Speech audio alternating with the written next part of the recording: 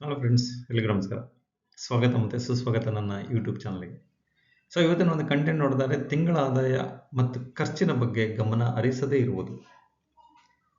ಸಾಮಾನ್ಯ ಸರ್, ನಮಗೆಲ್ಲ ದುಡಿಮೆ ಮಾಡ್ತೀವಿ ಸರ್, ನನ್ನ ಹತ್ರ ಎಲ್ಲ ಡೇಟಾ ಇದೆ ಸರ್, ಆದರೆ ನನ್ನ ಹತ್ರ ₹1 ಉಳಿತಾಯ ಇಲ್ಲ ಸರ್. ಯಾಕೆ ಸರ್? ಯಾಕೆ ಅಂತ ನಿಮಗೆ ಗೊತ್ತಿರ್ಬೋದಲ್ಲ. ಸಿಂಪಲ್ ರೀ, ನೀವು ಯಾವುದೇ ರೀತಿ ನೀವು ಟ್ರ್ಯಾಕ್ ಮಾಡಲ್ಲ ಎಕ್ಸ್ಪೆಂಡಿಚರ್. ಎಲ್ಲಿಗೆ ಹೋಗ್ತಾ ಇದೆ ಅಂತ ಹಣ ನಿಮಗೆ ಗೊತ್ತಿಲ್ಲ. ಗೊತ್ತಾಗಬೇಕು ಅಂದರೆ ನೀವು ನಿಮ್ಮ ಹಣ ಎಷ್ಟು ದುಡಿತಾ ಇದ್ದೀರಾ, ಎಷ್ಟು ಖರ್ಚು ಮಾಡ್ತಾ ಇದ್ದೀರಾ, ಎಲ್ಲಿ ಖರ್ಚು ಮಾಡ್ತಾ ಇದ್ದೀರಾ, ಹೇಗೆ ಖರ್ಚು ಮಾಡ್ತಾ ಇದ್ದೀವಿ. ಇದು ಯಾವುದೂ ಗೊತ್ತಾಗ್ತಾ ಇಲ್ಲ ನಿಮಗೆ. ಗೊತ್ತಾಗಿದ್ರೆ ಡೆಫಿನೆಟಾಗಿ ನಿಮಗೆ ಹಣ ಉಳಿತಾ ಇತ್ತು. ಕಡಿಮೆ ಅಂದರೂ ನೀವು 20% 30% ಹಣ ಉಳಿತಾಯ ಮಾಡ್ತಾ ಇದ್ರಿ ಗೊತ್ತಾಗಿದ್ರೆ. ಗೊತ್ತಾಗ್ತಾ ಇಲ್ಲ, ಅದಕ್ಕೆ ನೀವು ಹಣನ ಉಳಿತಾಯ ಮಾಡ್ತಾ ಇಲ್ಲ. ಖರ್ಚು ಹೇಗಾಗ್ತಾ ಇದೆ, ನಿಮಗೆ ಅಗತ್ಯ ಇದೆಯೋ ಅಗತ್ಯ ಇಲ್ವೋ ಖರ್ಚು ಮಾಡ್ತಾ ಇದ್ದೀರಾ. ಸೇವಿಂಗ್ಸ್ ಇಲ್ಲ, ಎಮರ್ಜೆನ್ಸಿ ಫಂಡ್ ಇಲ್ಲ. ಏನೇ ಆದ್ರೂ ನಿಮ್ಮಲ್ಲಿ ಬರುವಂತಹ ಆದಾಯದಲ್ಲಿ ಎಲ್ಲಾನು ಖರ್ಚು ಮಾಡ್ತಾ ಇದ್ದಾರೆ. ಹಾಗಾಗಿ ನಿಮ್ಮ ಹತ್ರ ₹1 ಕೂಡ ಹಣ ಉಳಿತಾ ಇಲ್ಲ. ಹಣ ಉಳಿಬೇಕು ಅಂದರೆ ಸಿಂಪಲ್ಲು, ನೀವು ಮಾಡ್ತಕ್ಕಂಥದ್ದು ಕೆಲವೊಂದು ಟಿಪ್ಸ್ಗಳನ್ನು ಇಲ್ಲಿದೆ. ಆ ಟಿಪ್ಸ್ಗಳನ್ನು ನೀವು ನಿಮ್ಮ ಜೀವನದಲ್ಲಿ ಅಳವಡಿಸ್ಕೊಂಡ್ರೆ ಖಂಡಿತವಾಗಿಯೂ ನಿಮ್ಮ ಹತ್ರ ಹಣ ಉಳಿಯುತ್ತೆ ಮತ್ತು ನಿಮಗೆ ಹಣ ಸಹಾಯಕ್ಕೆ ಬರುತ್ತೆ. ಯಾವುದಂತ ಪಾಯಿಂಟ್ಸ್ ನೋಡೋಣ. ಅದಕ್ಕೂ ಮುಂಚೆ ನೀವು ಮೊದಲನೇ ಬಾರಿ ನನ್ನ ಯೂಟ್ಯೂಬ್ ಚಾನಲ್ ನೋಡ್ತಾ ಇದ್ದೀರಾ ಅಂತಂದರೆ, ನನ್ನ ಯೂಟ್ಯೂಬ್ ಚಾನಲ್ ಹೆಸರು ಬಂದು ವೆಲ್ತಿ ಕೃಷ್ಣ ಅಂತೇಳಿ. ನೀವು ಸಬ್ಸ್ಕ್ರೈಬ್ ಮಾಡ್ಕೊಂಡಿಲ್ಲ ಅಂದರೆ ಸಬ್ಸ್ಕ್ರೈಬ್ ಮಾಡ್ಕೊಳ್ಳಿ, ಬೆಲ್ ಐಕನ್ ಪ್ರೆಸ್ ಮಾಡಿ ಮತ್ತು ಶೇರ್ ಮಾಡಿ ಈ ವಿಡಿಯೋಸ್ಗಳನ್ನು ನಿಮ್ಮ ಸ್ನೇಹಿತರಿಗಾಗಿರ್ಬೋದು ಅಥವಾ ನಿಮ್ಮ ಫ್ಯಾಮಿಲಿಗೆ. ಏನಕ್ಕೆ ಬೆಲ್ ಐಕನ್ ಪ್ರೆಸ್ ಮಾಡಬೇಕು? ನಾನು ಪ್ರತಿ ಹೊಸ ವಿಡಿಯೋಗಳನ್ನು ಅಪ್ಲೋಡ್ ಮಾಡಿದಾಗ ನಿಮಗೊಂದು ನೋಟಿಫಿಕೇಶನ್ ಬರುತ್ತೆ, ನಿಮಗೆ ಡೈರೆಕ್ಟಾಗಿ ನೋಡ್ಲಿಕ್ಕೆ ಒಂದು ಅವಕಾಶ ಸಿಗುತ್ತೆ. ಹಾಗಾಗಿ ಬೆಲ್ ಐಕನ್ನ ಪ್ರೆಸ್ ಮಾಡ್ಕೊಳ್ಳಿ ಮತ್ತು ಸಬ್ಸ್ಕ್ರೈಬ್ ಮಾಡ್ಕೊಳ್ಳಿ ಅಂತ ಹೇಳಲಿಕ್ಕೆ ನಾನು ಇಷ್ಟಪಡ್ತೀನಿ. ಮೊದಲನೇ ಪಾಯಿಂಟ್ ನೋಡೋಣ. ಪ್ರತಿಯೊಬ್ಬ ವ್ಯಕ್ತಿಯ ಜೀವನದಲ್ಲಿ ಹಣ ಅನ್ನೋದು ತುಂಬನೇ ಮುಖ್ಯ. ನೀವು ಎಷ್ಟು ಹಣ ಸಂಪಾದಿಸುತ್ತಿದ್ದೀರಾ ಎನ್ನುವುದಕ್ಕಿಂತ ಎಷ್ಟು ಹಣ ಅಥವಾ ಹೇಗೆ ನೀವು ಹಣನ ನಿರ್ವಹಿಸ್ತಿದ್ದೀರಾ ಅನ್ನೋದೇ ತುಂಬ ಇಂಪಾರ್ಟೆಂಟ್. ನಿಮ್ಮ ಆರ್ಥಿಕ ಭವಿಷ್ಯವನ್ನು ನಿರ್ಧರಿಸುತ್ತದೆ. ನೀವು ಹೇಗೆ ಆ ಹಣನ ನಿಭಾಯಿಸ್ತಾ ಇದ್ದೀರಾ ಅನ್ನೋದು ನಿಮ್ಮ ಆರ್ಥಿಕ ಭವಿಷ್ಯನ ನಿರ್ಧರಿಸುತ್ತೆ. ಹಲವರು ತಿಂಗಳ ಆದಾಯ ಮತ್ತು ಖರ್ಚಿನ ಲೆಕ್ಕ ಇಟ್ಟುಕೊಳ್ಳದೆ ಜೀವನ ನಡೆಸುತ್ತಾರೆ. ನಾವು ಆವಾಗಲೇ ಹೇಳಿದೆ, ನನ್ನ ಸ್ನೇಹಿತರು ಕೂಡ ನನಗೆ ಹೇಳ್ತಾರೆ, ಅಥವಾ ಕೆಲವೊಬ್ಬರು ವಿಡಿಯೋಗಳನ್ನು ನೋಡಿ ನನಗೆ ಕಾಲ್ ಮಾಡಿ ಕೂಡ ಹೇಳ್ತಾರೆ, ಸರ್ ನೀವು ಯಾವಾಗಲೂ ಹೇಳ್ತೀರಾ ಸರ್, ಅದು ಮಾಡಿ ಇದು ಮಾಡಿ ಇದು ಮಾಡಿ ಅಂತ. ನಾವು ಎಲ್ಲ ಮಾಡ್ತಾ ಇದ್ದೀವಿ ಸರ್, ಆದರೂ ದುಡ್ಡು ಮಿಕ್ಕಲ್ಲ ಸರ್. ಹೆಂಗೆ ಸರ್? ಹೆಂಗೆ ಅಂತ ಕೇಳಿದಾಗ ಅವರು ಹೇಗೆ ಖರ್ಚು ಮಾಡ್ತಾ ಇದ್ದೀವಿ ಅನ್ನೋದೇ ಟ್ರ್ಯಾಕ್ ಮಾಡ್ತಾ ಇಲ್ಲ. ಎಲ್ಲಿ ಖರ್ಚು ಮಾಡ್ತಾ ಇದೆಯಪ್ಪ, ಎಷ್ಟು ಆದಾಯ ತಗೊಳ್ತೇವೆ, ಆದಾಯ ಎಷ್ಟು ಬರುತ್ತೆ ಅನ್ನೋದು ಮಾತ್ರ ಗೊತ್ತು ಬಿಟ್ಟರೆ ಎಲ್ಲೆಲ್ಲಿ ಹೇಗೆ ಖರ್ಚು ಮಾಡ್ತಿದ್ದೀವಿ ಅನ್ನೋದು ಟ್ರ್ಯಾಕೇ ಇಲ್ಲ. ಹಾಗಿದ್ದಾಗ ನಿಮಗೆ ನಿಮ್ಮ ಆದಾಯದಾಗಲಿ ಖರ್ಚಿದಾಗಲಿ ವಿವರ ಸಿಗೋದೇ ಇಲ್ಲ. ಕೆಲವೊಂದು ಪಾಯಿಂಟ್ ನೋಡೋಣ. ಆದಾಯ ಮತ್ತು ಖರ್ಚಿನ ಲೆಕ್ಕ ಏಕೆ ಮುಖ್ಯ? ನಿಮ್ಮ ಹಣ ಎಲ್ಲಿ ಖರ್ಚಾಗ್ತಿದೆ ಎಂಬುದು ತಿಳಿಯುತ್ತದೆ. ಮೊದಲನೇದು, ನೀವು ಬಡ್ಜೆಟ್ ಅಲ್ಲ, ಎಕ್ಸ್ಪೆಂಡಿಚರ್ ಟ್ರ್ಯಾಕ್ ಮಾಡಿದ್ರೆ ಎಲ್ಲಿ ಹೋಗ್ತಾ ಇದೆ, ನಿಜವಾಗ್ಲೂ ರೇಷನ್ಗೆ ಹೋಗ್ತಾ ಇದೆಯಾ, ಸ್ಕೂಲ್ ಫೀಸ್ ಹೋಗ್ತಾ ಇದೆಯಾ, ಅಥವಾ ಬೇಡದೇ ಐಟಮ್ ಪರ್ಚೇಸ್ ಮಾಡ್ತಾ ಇದೀವ, ನಿಜವಾಗ್ಲೂ ಅಗತ್ಯ ಇತ್ತ ಇದು ತಗೊಳ್ಳೋದಕ್ಕೆ, ಅಥವಾ ಯಾರೋ ಹೇಳಿದ್ರು ಅಂತ ತಗೊಂಡಿದ್ದೀವ. ಈ ಥರ ಒಂದು ಕ್ಲಾರಿಟಿ ನಿಮಗೆ ಸಿಗ್ತಾ ಹೋಗುತ್ತೆ ಯಾವಾಗ ನೀವು ಖರ್ಚಿನ ಪಟ್ಟಿ ಮಾಡಿದಾಗ. ಅನಗತ್ಯ ವೆಚ್ಚಗಳನ್ನು ಗುರುತಿಸಬಹುದು. ಆಗಸ್ಟ್ 15th ಸೂಪರ್ ಆಫರ್, 1 ತಗೊಂಡ್ರೆ 3 ಗಿಫ್ಟ್. ಅದು ನಿಜವಾಗ್ಲೂ ನನಗೆ ಅವಶ್ಯಕತೆ ಇಲ್ಲ, ಆದರೂ ಬೈ ಮಾಡ್ತಾ ಇದ್ದೀವಿ. ಇದು ಬೇಕಿತ್ತ? ಇದು ಪ್ರಶ್ನೆ ನೀವು ನಿಮ್ಮ ಲೈಫ್ ಸ್ಟೈಲಲ್ಲಿ ಅಥವಾ ನಿಮ್ಮ ಹಣಕ್ಕೆ ನೀವು ಹಾಕ್ಕೊಳ್ಳುವಂಥದ್ದು. ಅನಗತ್ಯ ಖರ್ಚು ಆದಾಗ ನೀವು ತಗೊಳ್ಬೇಕಂತಹ ನಿರ್ಧಾರ ಏನು? ಇದು ಬೇಕಿತ್ತ? ಮೊದಲನೇದು. ಇದು ತಗೊಂಡಿದ್ದೀವಿ, ಇದು ಯೂಸ್ ಆಗ್ತಾ ಇದೆಯಾ? ಎಷ್ಟು ಸಮಯ ಯೂಸ್ ಮಾಡ್ತೀವಿ?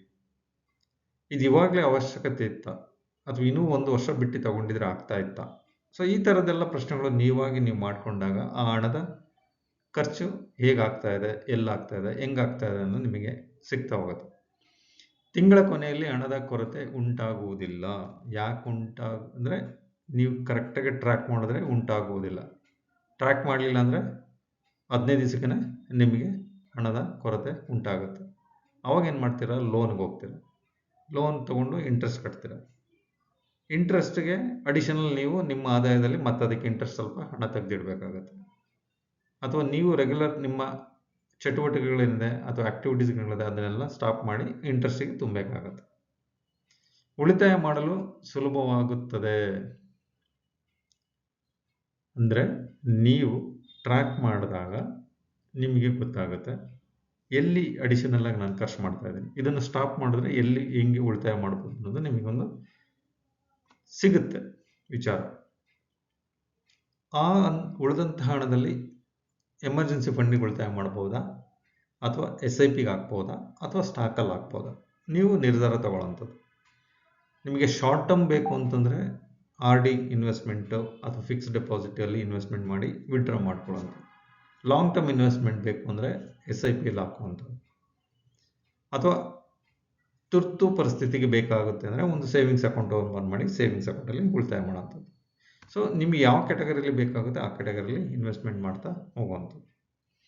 ಕುಟುಂಬದ ಆರ್ಥಿಕ ಸ್ಥಿರತೆಗೆ ಹೆಚ್ಚಾಗುತ್ತದೆ ಯಾವಾಗ ನೀವು ಟ್ರ್ಯಾಕ್ ಮಾಡ್ತಾ ಇದ್ದು ಎಕ್ಸ್ಪೆಂಡಿಚರ್ ಎಲ್ಲ ನೋಡಿಕೊಂಡು ಯಾವುದಕ್ಕೆ ಅವಶ್ಯಕತೆ ಇದೆ, ಯಾವುದಕ್ಕೆ ಅವಶ್ಯಕತೆ ಇಲ್ಲ ಅದನ್ನೆಲ್ಲ ಮಾಡಿಕೊಂಡಾಗ ನಿಮಗೊಂದು ನಿರ್ಧಾರ ಮಾಡಲಿಕ್ಕೆ ಅವಕಾಶ ಸಿಗುತ್ತೆ.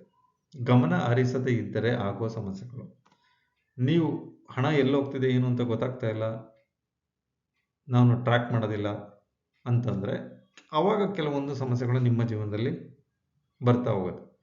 ತಿಂಗಳ ಕೊನೆಯಲ್ಲಿ ಅಥವಾ ತಿಂಗಳ ಮಧ್ಯದಲ್ಲೇ ಹಣದ ಕೊರತೆ ಸ್ಟಾರ್ಟ್ ಆಗುತ್ತೆ. ಸಾಲಕ್ಕೆ ನೀವು ಮೊರೆ ಹೋಗಬೇಕಾಗುತ್ತೆ. ಪ್ರತಿ ತಿಂಗಳು ದುಡ್ಡಿಲ್ಲ, ಕೊಡಿ ಕೊಡಿ ಕೊಡಿ ಅಂತ ನೀವು ಬೇರೆಯವ್ರ ಹತ್ರ ಕೇಳ್ತಾ ಇರಬೇಕಾಗುತ್ತೆ. ಉಳಿತಾಯದ ಕೊರತೆ ಇದ್ದಾಗ ನಿಮಗೆ ಎಮರ್ಜೆನ್ಸಿ ಏನಾದ್ರು ಬಂದಾಗ ಅವಾಗ ಸಾಲ ಹೋಗಬೇಕಾಗುತ್ತೆ. ಯಾಕೆ? ಬಿಕಾಸ್ ಆಫ್ ನಿಮ್ಮ ಹತ್ರ ಉಳಿತಾಯ ಇಲ್ಲ, ಅದಕ್ಕೋಸ್ಕರ ಸಾಲ ತಗೊಳ್ಬೇಕಾಗುತ್ತೆ. ಅಥವಾ ಸ್ಕೂಲ್ ಫೀಸ್ ಕಟ್ಟೋಕ್ಕೆ ಸೇವಿಂಗ್ಸ್ ಇಲ್ಲ, ಸಾಲ ಮಾಡಬೇಕಾಗುತ್ತೆ. ಕ್ರೆಡಿಟ್ ಕಾರ್ಡ್ ಪೇಮೆಂಟ್, ಏನೋ ಒಂದು ಪರ್ಚೇಸ್ ಮಾಡಿದ್ವಿ, ಪೇಮೆಂಟ್ ಮಾಡೋಕ್ಕೆ ದುಡ್ಡಿಲ್ಲ, ಸಾಲ ಮಾಡಬೇಕಾಗುತ್ತೆ. ಸೊ ಈ ಥರದ್ದೆಲ್ಲ ನಿಮಗೆ ಸ್ಟಾರ್ಟ್ ಆಗ್ತಾ ಹೋಗುತ್ತೆ. ಕುಟುಂಬದಲ್ಲಿ ಮತ್ತೆ ಒತ್ತಡ ಸ್ಟಾರ್ಟ್ ಆಗ್ತದೆ.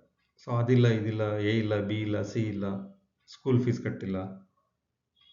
ಸೊ ಈ ಥರದ್ದೆಲ್ಲ ಇದ್ದಾಗ ಏನಾಗುತ್ತೆ, ಆಟೋಮೆಟಿಕ್ಕಾಗಿ ನಿಮಗೆ ನಿಮ್ಮ ಮೈಂಡಲ್ಲಿ ಸ್ಟ್ರೆಸ್ ಬರುತ್ತೆ, ಪೀಸ್ ಆಫ್ ಮೈಂಡ್ ಇರಲ್ಲ. ಅಥವಾ ಅನಗತ್ಯವಾಗಿ ನಿಮ್ಮ ಫ್ಯಾಮಿಲಿ ಮೇಲೆ ನೀವು ಕೂಗಾಡೋಂಥದ್ದು ಅಥವಾ ಕಿರ್ಚಾಡೋವಂಥದ್ದು ಸಾಧ್ಯತೆಗಳು ಜಾಸ್ತಿ ಇರುತ್ತೆ. ಸೊ ಹಾಗಾಗಿ ನೀವು ನಿಮ್ಮ ಆದಾಯಕ್ಕೆ ತಕ್ಕಂತೆ ಬಡ್ಜೆಟ್ ಮಾಡ್ಕೊಳ್ಬೇಕು. ಎಕ್ಸ್ಪೆಂಡಿಚರ್ ಆಗೋದನ್ನು ಟ್ರ್ಯಾಕ್ ಮಾಡ್ತಾ ಹೋದಾಗ ಮಾತ್ರ ನಿಮಗೆ ಉಳಿತಾಯ ಮಾಡಲಿಕ್ಕೆ ಅವಕಾಶ ಸಿಗುತ್ತೆ ಅಥವಾ ಎಮರ್ಜೆನ್ಸಿ ಫಂಡ್ ಮಾಡಲಿಕ್ಕೆ ಅವಕಾಶ ಸಿಗುತ್ತೆ. ಸಿಂಪಲ್ ಸೂತ್ರ ಏನಂತಂದರೆ ಆದಾಯ ಮೈನಸ್ ಉಳಿತಾಯ ಇಸ್ ಈಕ್ವಲ್ ಟು ಖರ್ಚು.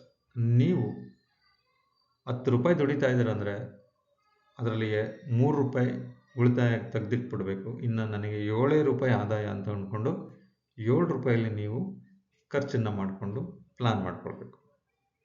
ಇಲ್ಲ ನನಗೆ 10 ರೂಪಾಯಿ ಆದಾಯ ಇದೆ, 11 ರೂಪಾಯಿ ಖರ್ಚು ಮಾಡ್ತೀನಿ ಅಂದರೆ ನೀವು ನಿಮ್ಮ ಜೀವನದಲ್ಲಿ ನಿಜವಾಗ್ಲೂ ಯಾವುದೇ ತರಹದ ಗೋಲ್ ಅಚೀವ್ ಮಾಡೋಕ್ಕಾಗೋದಿಲ್ಲ, ನಿಮ್ಮ ಆಸೆ ಆಕಾಂಕ್ಷೆಗಳನ್ನು ಈಡೇರಿಸ್ಕೊಳ್ಳೋಕ್ಕಾಗೋದಿಲ್ಲ.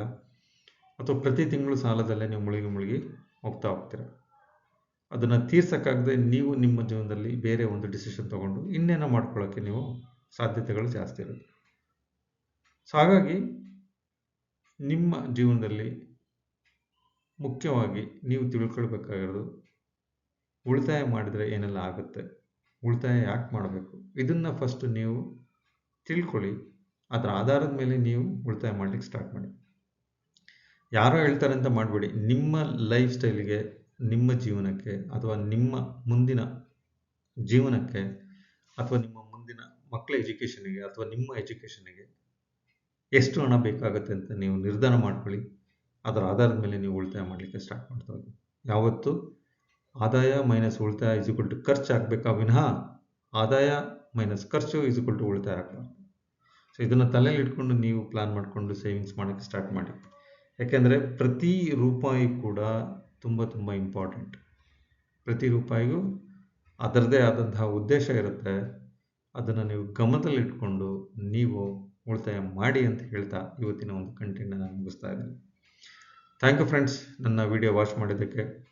ಇದರಲ್ಲಿ ಏನಾದರೂ ನಿಮಗೆ ಹೌದು ನೀವು ಹೇಳ್ತಾ ಇದ್ದದೆಲ್ಲ ಕರೆಕ್ಟು